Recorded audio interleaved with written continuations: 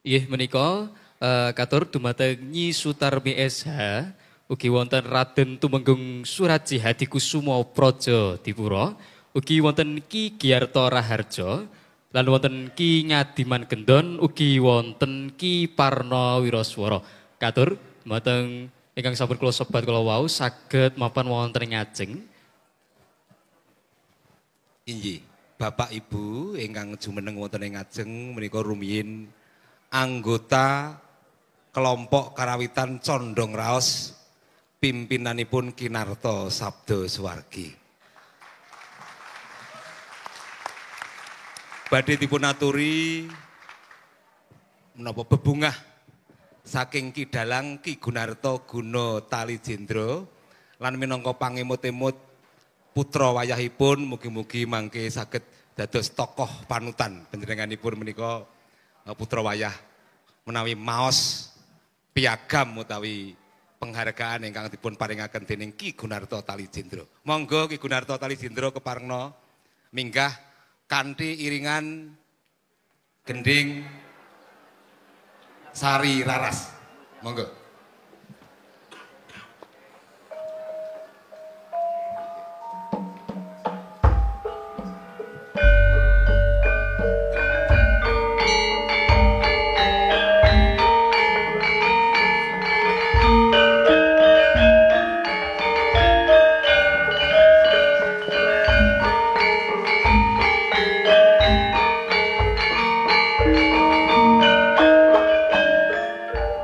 Katur dumateng Ki Mulyono PW miwah Bopo Tumyono.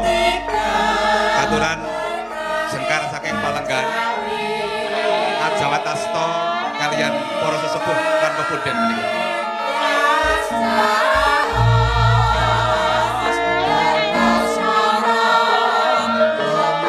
Ki Sugiarto wiwara swaranipun Condong Raos Tuinguni. Ingkang menika Ki Suparno swantenipun ngebaki rekaman kaset-kaset wonten kaset komersial menika Nyi Sutarmi paranggananipun Condong Raos.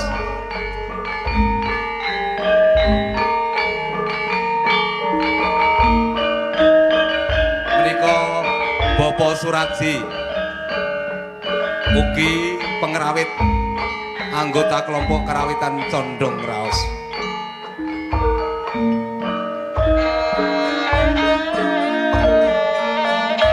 Tasih wonten setunggal malih ingkang dalu menika wonten pambengan rawuh.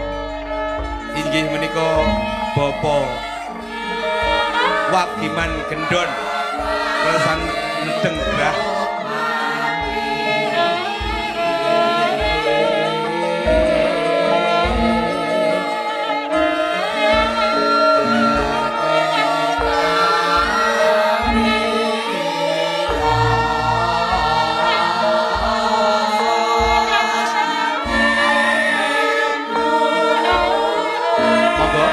Bapak Tumyono, Ki Mulyono keparengna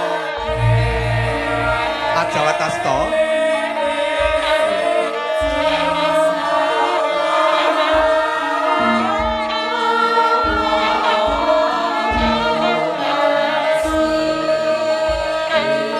Matur nuwun Ki Mulyono. Ugi paring tambahan bebungah dhateng para sesepuh. Matur nuwun.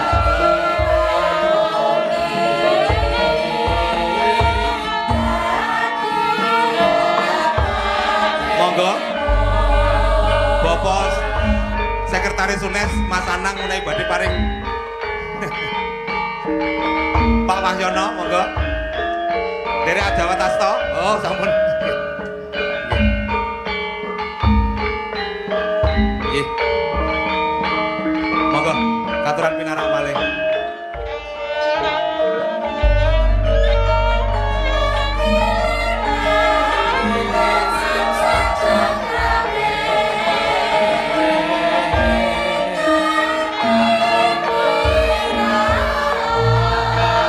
Gending Sari Raras Reptan saking UNES minangka pisungsung kelompok karawitan Sari Raras pimpinanipun Ki Gunarto Tali Jendra.